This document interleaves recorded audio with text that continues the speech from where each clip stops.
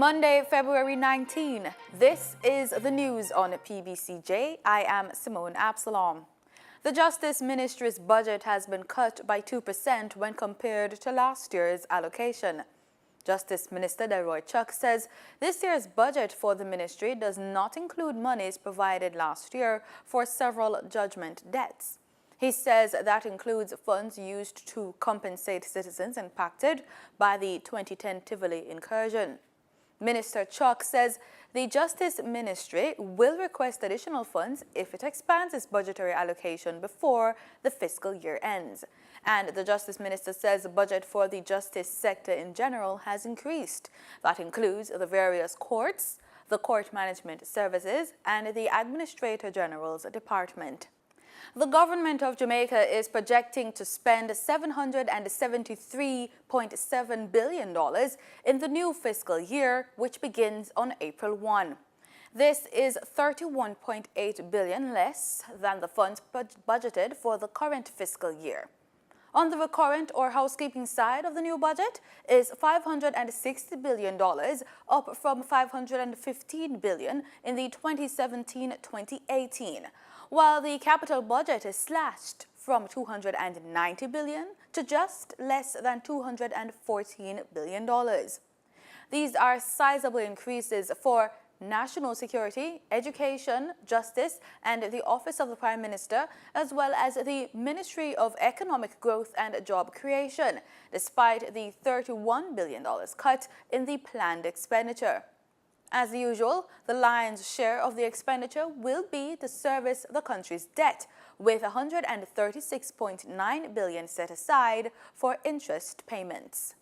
$120 million have been earmarked for the implementation of projects in school under the Solar Systems project. Details have been outlined in the 2018-2019 estimates of expenditure tabled in the House of Representatives on February 15. Statistics have shown that an estimated annual average of 20.4 million barrels of oil equivalent were exported during the 2010-2015 period for use in the electricity, manufacturing, and transportation sectors, with an average import value of $1.9 billion. The Solar Systems project aims to reduce this number through the consumption of schools. According to the estimates, the National Education Trust Limited, NET, will be responsible for the implementation of the project, which will provide alternative energy, including solar, from photovoltaic systems to schools across the island, in an effort to lessen the dependence on the Jamaica Public Service Company and reduce the current electricity bill at schools by 40 to 70%. Construction of the long-awaited Southern Coast Highway looks ready to take off by the end of March, with an allocation of approximately $4 billion included in the 2018-2019 budget. This comes exactly 1 year after Minister of Finance and Public Service Audley Shaw signed a loan agreement with China Exim Bank for the highway, which falls under the Southern Coastal Highway Improvement Project, and the extension of the tolled East-West Highway, which will run from Maypen Clarendon to Williamsfield, Manchester. The project includes rehabilitation of a 110-kilometer roadway between Harbourview in St. Andrew and Port Antonio, Portland. The implementing agency for the project is the Ministry of Economic Growth and Job Creation. The contractor is China Harbour Engineering Company, CHEC, and that company says that the work will include realignment and widening of existing corridor and major rehabilitation of a road from Morant Bay to Cedar Valley. The Independent Commission of Investigations, INDECOM, has outlined how it will treat concerns raised by the Press Association of Jamaica, PAJ, regarding the alleged assault of Gleaner photographer Rudolph Brown by a member of the Jamaica Constabulary Force last Tuesday.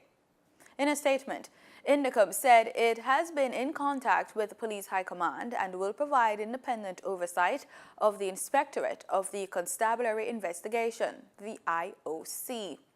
According to Indicom, the IOC will not take action against the cops involved until after consulting it and the Commission has concluded inquiries.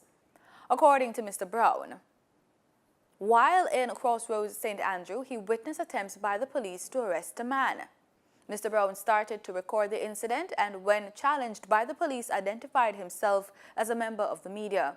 However, he was subsequently pepper sprayed by a constable on orders from a sergeant. In regional news, we have a follow-up story. Britain-based charity Oxfam has revealed that 3 of the men accused of sexual misconduct in Haiti physically threatened witnesses during a 2011 investigation. The charity has published its internal report on alleged abuse by some of its staff following public pressure. In the 2011 report, Oxfam said more needed to be done to prevent, quote, problem staff, end quote, working for other charities. Despite the warning, several men linked to the alleged abuse subsequently took up roles at other charities. Britain's Prime Minister Theresa May told BBC London the revelation that 3 Oxfam staff physically intimidated witnesses during the charity's investigation was, quote, absolutely horrific, end quote. The Times of London recently reported that young sex workers were hired by senior staff in Haiti after the earthquake, which left up to 300,000 people dead in the impoverished Caribbean country.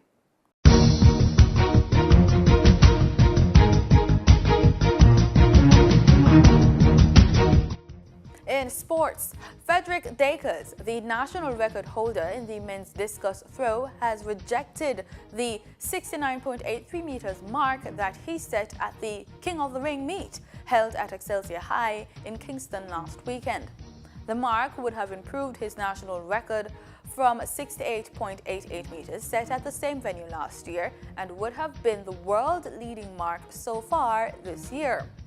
In a post on social media site Facebook Friday afternoon, Dakers rejected the mark, saying the disc he used did not have the integrity required to pass the basic requirements for the record. His post said, quote, the disc that was used went through a bit of usage and went slightly off the weight mark of 2.0 kg. It weighed in at 1.999 kg, a very slight difference, but all the same, off. So that mark is one that we would not want to be used, end quote. And that's the news. Stand by for the weather report.